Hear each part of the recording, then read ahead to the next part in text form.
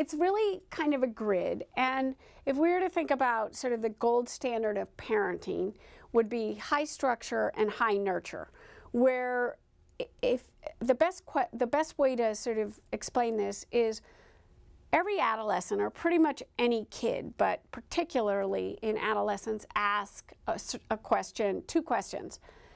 Am I loved? And can I have my own way? So those are the two main questions. So if you have high structure, high nurture, it's yes, I'm loved. Can I always have my own way? No. There's rules, there's boundaries, there's certain things expected of me, but I know my parents really love me, and you actually see really healthy kids come from that sort of quadrant. So if you kind of work around that, and if you were to say you have high structure and low nurture, then you have kids who could answer those questions. Am I loved? So you've got high structure? No. Can I have my own way? No. Like neither of those. So those kids, depending on the actual personality of the kid, they can either be very dismissive, like I don't care, no one really cares about me, or they can be like, oh my God, I don't want to disappoint my parent. So, you know, this high structure, that's their rule, I've got to follow it, or I'm a loser. Or they have so many rules, they just try and control me, I don't care what they say. So that would be the high structure, low nurture. And then if we went to low nurture, low structure, those kids would answer the question, am I loved? No. Can I have my own way? No. If you think about that and you're in your teens, you're kind of lost. You don't really know. You might be a bully, you might just become totally disengaged with anything, very lethargic, no effort in school or anything else, because you're just like, what's it matter? It just doesn't matter. And then if you're in the other one, which is more dangerous, is high nurture and low structure. Those are the kids who'd say, am I loved? Yes. And can I have my own way? Absolutely. Do whatever you want.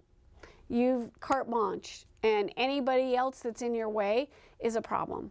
And those kids are very entitled, and again, always looking for someone else to solve their problems. And they might do okay in high school, and they might get into a great college because someone's always building them up. But then once they're actually on their own, we see lots of problems there. Lots of sort of anxiety, depression, like, wait, this isn't the way the world works. I don't get to control everything. And that's that's a huge issue as you get older.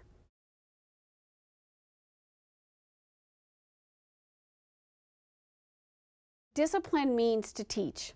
And punishment is, you know, you did something and there's a consequence, or it's more punitive. So what I like to have parents think about when they are raising adolescents is it's really hard once kids are older to think parents always want to punish them if they've done something wrong or screwed up.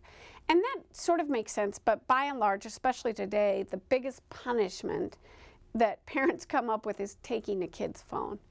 And it really, what we want to do is we want to teach them how to do things differently, or why they messed up. You missed curfew, what's the connection here? Or something that correlates with what did you do wrong? We want to engage that piece and teach them how to do it differently. Well, like, did you think about this, or did you think about that? We don't want to save them from the consequences of what they do, but we want to help them think through what they're doing. Punishment is really no connection. It's like, you're not going out, you're grounded for 2 weeks. What happens with adolescents is then most parents, Friday night comes, there's a football game, a party, the kid acts really nice, and then the parents let their punishment go.